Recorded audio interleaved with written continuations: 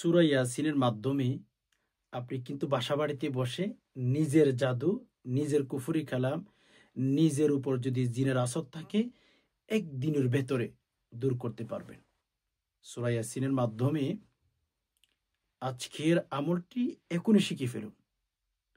যে কোনো ব্যক্তি আল্লাহর উপর যদি ভরসা করে আমলটি করে, ইনশাআল্লাহ সূরা ইয়াসিনের বরকতে আল্লাহ যদি মেহেরবানি করেন, করম করে থাকেন, যে কোনো জাদুটুনা, যে কোনো বান মারা কেটে যাবে। সূরা ইয়াসিনের এত পাওয়ার, এত শক্তি আল্লাহ তাআলা দিয়েছেন। আল্লাহ তাআলার শক্তিতেই জাদু টুনা কুফরি কালাম সূরা ইয়াসিনের মাধ্যমে দূর করতে পারবেন একদিন, যদি আল্লাহ তাআলা মেহেরবানি করেন, যদি আল্লাহ তাআলা দয়া করেন। একটা দিন শুধুমাত্র কেবলমাত্র আপনি আমল করবেন, ইনশাআল্লাহ একদিনের ভেতর আপনাকে জিন ছেড়ে পালাতে বাধ্য হবে। তাহলে গুরুত্বপূর্ণ ভিডিওটি যদি আপনি দেখেন, অনেক কিছু শিখতে পারবেন, অনেক কিছু জানতে পারবেন। স্কিপ করলে কিন্তু কিচ্ছু শিখতে পারবেন না। আপনার আজকের আমলটি যে কোনো সময় প্রয়োজন হতে পারে। আপনার ফ্যামিলির মধ্যে যখন জিনের আসর দেখবেন বা কোনো ব্যক্তির জন্য কুফরি কালাম করেছে, এরকম যদি হয়ে থাকে, আমলটি শুরু করে দিবেন। ইনশাআল্লাহ জাদু টুনার কোনো আসর পর্যন্ত থাকবে না, আপনাকে ছেড়ে পালাতে বাধ্য হবে। এরকম নিত্য নতুন যদি গুরুত্বপূর্ণ ইসলামিক কোরআন হাদিস থেকে আমল আপনি শিখতেই চান, তাহলে একটি লাইক করে ফেলুন, চ্যানেলটি সাবস্ক্রাইব করে অল নোটিফিকেশন অন করে ফেলুন। আমি যখনই লাইভে আসবো আপনি আমাকে পেয়ে যাবেন, চ্যানেলটি যদি সাবস্ক্রাইব করে রাখেন। আর অবশ্যই লাইক করে দিবেন প্রতিটা ভিডিওর মধ্যে। যখনই ভিডিও আপলোড করবো আপনি পেয়ে যাবেন, লাইভে আসলে আপনি পেয়ে যাবেন। অনেক কিছু আপনি শিখতে পারবেন এই চ্যানেলটার সাথে যদি আপনি থাকেন। সম্মানিত দিনী ভাই বোন, এই যে আমরা জাহিলিয়াতের যুগে হয়তো এত কিছু ছিল না, আমরা এমন একটা ফিতনার জামানার মধ্যে বসবাস করতেছি। এটলিস্ট এটা যদি বলি মিথ্যা হবে না, জাহিলিয়াতের যুগেও কিন্তু এত খারাপ, এত জাদু টোনা, এত কুফরি কালাম এগুলো ছিল না। এখন প্রতিটি ঘরে ঘরে মানুষের অভিযোগ যে হুজুর আমার বিরুদ্ধে অমুক জাদু করেছে, অমুক কুফরি কালাম করেছে, অমুক সালানি জিন দিয়েছে। এই যে মানুষের বিরুদ্ধে মানুষ বলতেই থাকে, বিরুদ্ধে মানুষ বলতেই থাকে, কেন? আসলেই সত্য। এমন একটা সময় আমরা এসেছি পৃথিবীতে, জাদু টুনা কুফরি কালাম সৈলাভ হয়ে গেছে, ঘরে ঘরে হয়ে গেছে।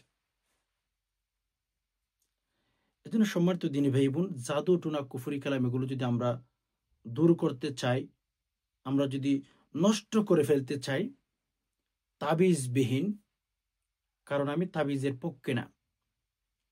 তাবিজ অনেক উলামায়ে কেরামগণ ব্যবহার করাকে জায়েজ বলে, আবার অনেকে নাজায়েজ বলে।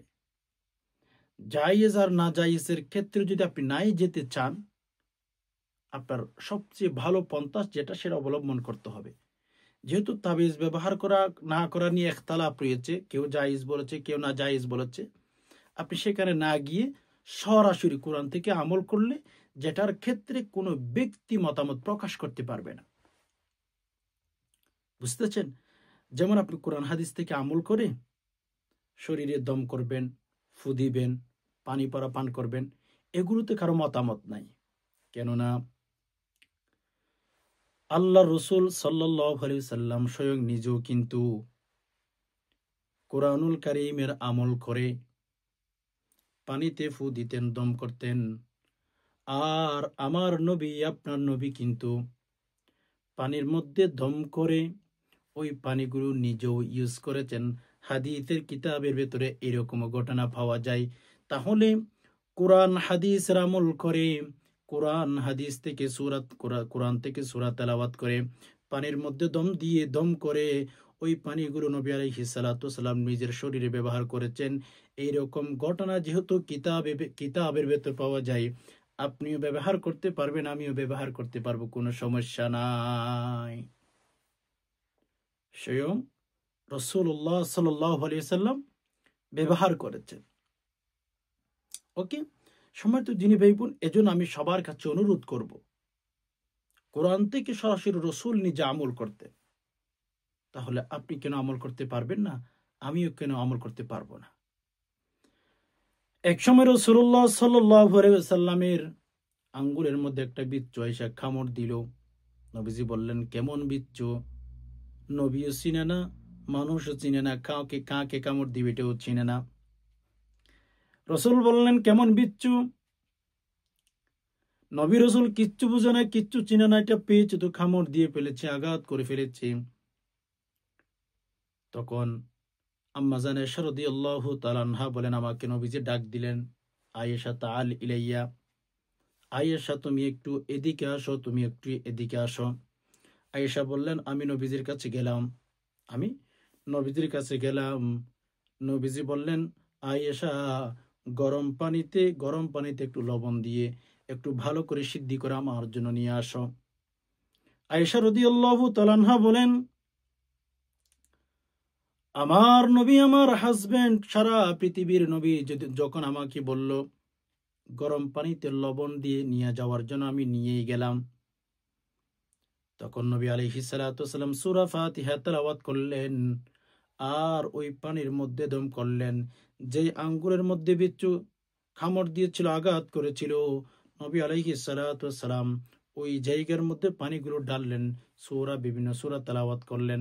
আয়েশা বলেন, নবী আলাইহিস সালাতু ওয়াস সালামের আঙ্গুলের মধ্যে যে কামড় দিয়েছিল, পানির ডালা শেষ হইতে হইতে রাসূলুল্লাহ সাল্লাল্লাহু আলাইহি সাল্লামের হাতের আঙ্গুল মুবারক একেবারে ভালো হয়ে গেছে, একেবারেই ভালো হয়ে গেছে। তো এজন্য সম্মানিত দিনী ভাই বোন, কোরআন হাদিস থেকে সরাসরি রসুল নিজে আমল করেছেন, দেন আপনি আমল করতে পারবেন। তো এজন্য আমাদের ঘরে ঘরে যেহেতু জাদু টোনা কুফরি কালাম এগুলো সৈলাভ হয়ে গেছে, অনেক ভাই বোন এই আমলগুলোকে অনেক কঠিন ভাবে দেখে। আল্লাহ তাআলার সাহায্যে যদি আপনি চাইতে পারেন, কোরআনের মাধ্যমে আপনি কিন্তু ঠকবেন না।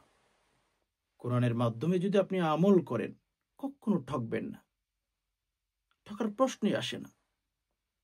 কোরআনুল কারীমের আপনি আমল করবেন, সাহায্য চাইবেন আল্লাহর কাছে, মদদ চাইবেন আল্লাহ তাআলার কাছে, বাস এটাই। আল্লাহর কাছে চাইতে থাকেন, আল্লাহর কাছে দোয়া করতেই থাকেন যে কোনো বিষয়ে।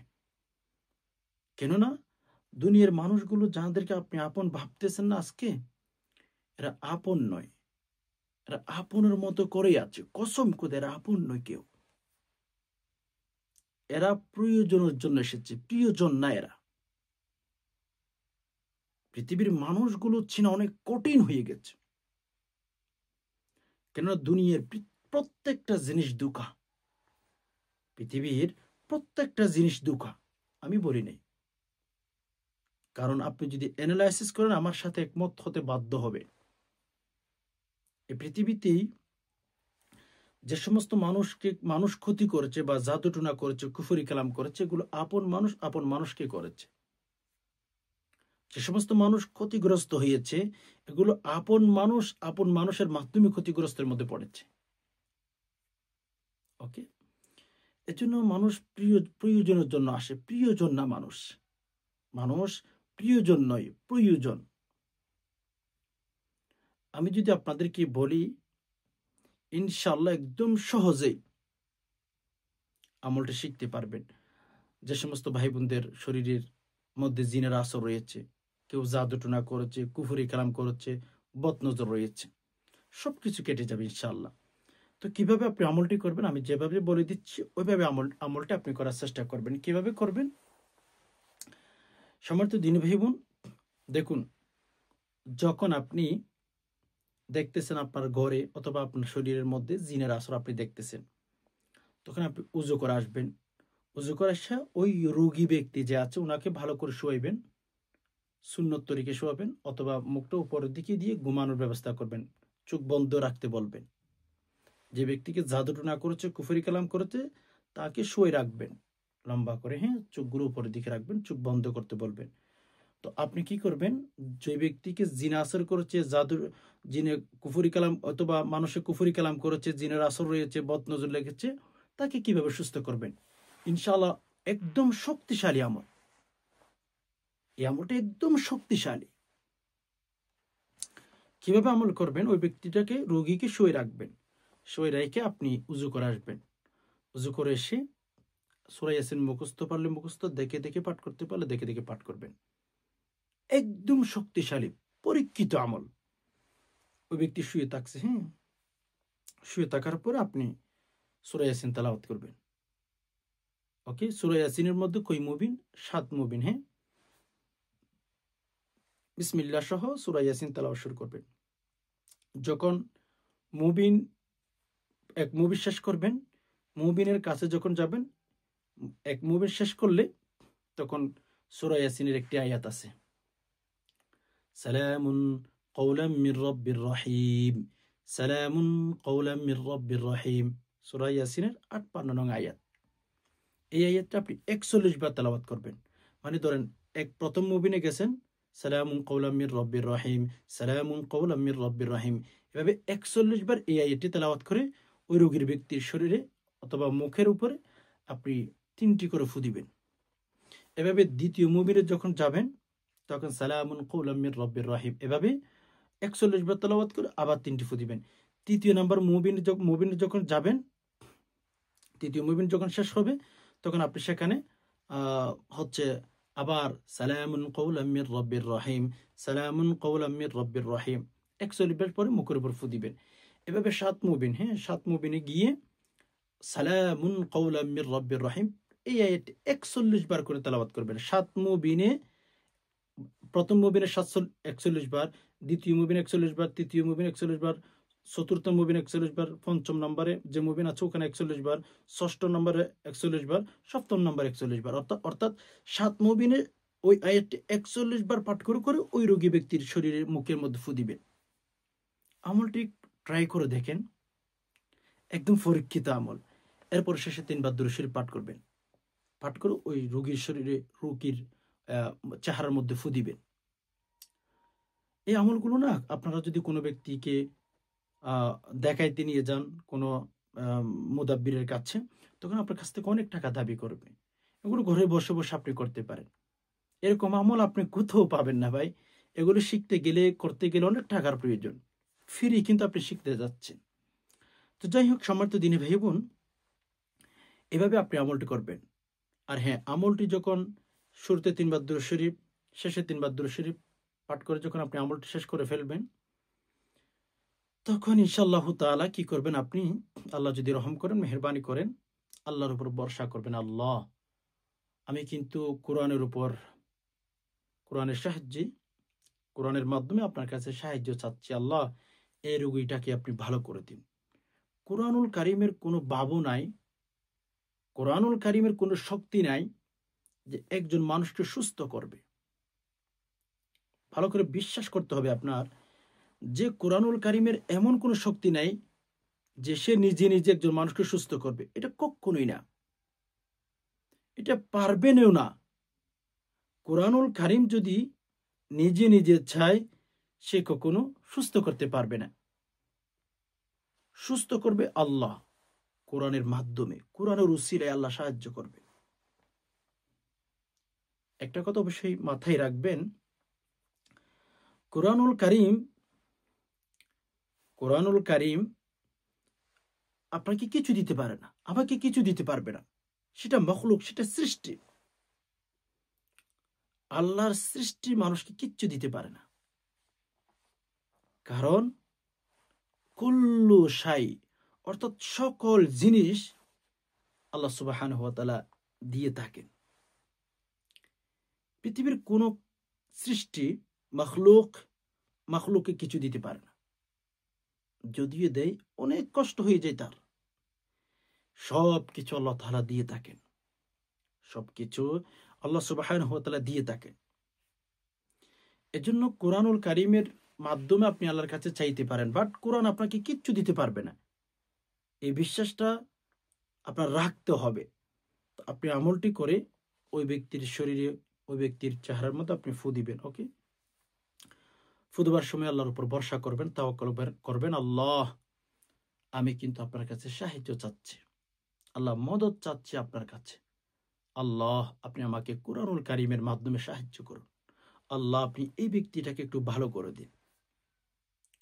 এভাবে যদি আল্লাহর উপর তাওয়াক্কুল করে ভরসা করে আমল করতে পারেন, আপনি যদি নিজের কলবটাকে ভালো রাখতে পারেন, হারাম হালাল মেনটেন করে যদি আপনি চলেন, আমার বিশ্বাস ইনশাআল্লাহ আল্লাহ সুবহানাহু ওয়া তাআলা আপনাকে অতি তাড়াতাড়ি সাহায্য করবেন, মদত করবেন। একদম পরীক্ষিত আমল। সূরা ইয়াসিন এটা যাহা তা কোনো সূরা না। কুরআনুল কারীমের প্রত্যেকটা সূরা তো সম্মানিত, দামি, মূল্যবান। এক একটা সূরা এক একটা চেয়ে মূল্যবান। কিন্তু আমরা সবাই জানি আল্লাহ তাআলার যত সৃষ্টি আছে, কিছু কিছু সৃষ্টির সম্মান একটু বেশি, আর কিছু সৃষ্টির সম্মান একটু কম। কুরআনুল কারীমের ভেতরে তেমনিভাবে আল্লাহ তাআলা অনেক সূরা দিয়েছেন। কিছু সূরার ফজিলত একটু বেশি, একটু কম, ওইরকমই। কিন্তু প্রত্যেকটা সূরা ফজিলতপূর্ণ, হ্যাঁ, এটা বিশ্বাস করতে হবে। তবে আপনি যদি একটু অ্যানালাইসিস করেন, কিছু সূরার ফজিলত বেশি আর কিছু সূরার ফজিলত একটু কম। তো সেক্ষেত্রে সূরা ইয়াসিনের এত ফজিলত, এত গুরুত্ব ভাই, প্রত্যেকটা জিনিসের কলিজা রয়েছে, মেন মগজ, মেন জিনিস রয়েছে। Okay fine. কিন্তু কুরআনুল কারীমের সবচেয়ে আসল জিনিস, আসল কলিজা হচ্ছে সূরা ইয়াসিন। সুবহানাল্লাহ। মেরা আজিজু, এজন্য সূরা ইয়াসিনের আমলটি করে আপনি ট্রাই করে দেখতে পারেন। তো ইনশাআল্লাহ একদিনের ভেতর আপনি ফলাফল পেয়ে যেতে পারেন। ওকে, আপনি চাইলে 2 দিন, 3 দিন, আপনার ইচ্ছা। আপনি যতদিন চাই ততদিন আমলটি করতে পারেন। আল্লাহ তাআলা আপনাকে কখনো ঠকাবেন না। প্রশ্নই আসে না আল্লাহ আপনাকে ঠকাবার। তো এজন্য ফু দেবেন আমলটি করে রোগীর শরীরে, এন্ড পাশাপাশি আপনি 1 গ্লাস পানি নিবেন। ওই পানির মধ্যে 3টি ফু দিবেন এভাবে। ফু দিবেন। ওই পানিগুলো দিয়ে কি করবেন, আপনি রোগীকে খাওয়াবেন। আর হচ্ছে যখন গোসল করবে বা ওই পানির মধ্যে একটু মিশিয়ে দিবেন। ওই পানিগুলো দিয়েও আপনি ওই রোগীকে গোসল করাবেন। দেখেন কয়েকদিন করে, একদম শক্তিশালী আমল তো। ইনশাআল্লাহ আল্লাহ তাআলা একদিনের ভেতর আপনাকে বেনিফিট দিতে পারেন। ইনশাআল্লাহ আল্লাহ তাআলা আপনাকে একদিনের ভেতরে ফলাফল দিতে পারেন। আল্লাহর সে শক্তি আছে। আল্লাহ তাআলা হাজার হাজার মানুষকে সুস্থতা দিয়েছেন, তাহলে আপনাকে কেন দিবেন না আল্লাহ? আপনি আল্লাহর কি দোষ করেছেন যে আল্লাহ আপনাকে দিবেন না? অবশ্যই দিবেন। আল্লাহর কাছে চাইতে হবে বিশ্বাস রেখে। আশা করি বিষয়টি বুঝতে পেরেছেন। আল্লাহ তাআলা আমাদের সবাইকে সকল প্রকার জাদুটুনা কুফরি কালাম থেকে হেফাজত করুন, আমিন। আল্লাহ সুবহানাহু ওয়া তাআলার কাছে আরো দোয়া করি, আল্লাহ আপনি আমাদের সবাইকে হেদায়েত দান করুন, আল্লাহ শান্তি দান করুন, আল্লাহ আমাদের ঘর থেকে অশান্তিগুলো আপনি দূর করে দিন, আল্লাহ আমাদের ঘর থেকে অভাব অনটন দূর করে দিন। আল্লাহ বিশেষ করে যে সমস্ত স্বামী স্ত্রীর মধ্যে ভালোবাসার ইদ্দত সম্পর্ক কমে গেছে, আল্লাহর ইদ্দত সম্পর্কগুলো আপনি বাড়িয়ে দিন, আমিন। নাসরুম মিনাল্লাহি ওয়া ফাতহুন করিব। ওয়াসসালামু আলাইকুম ওয়া রাহমাতুল্লাহি ওয়া বারাকাতুহু।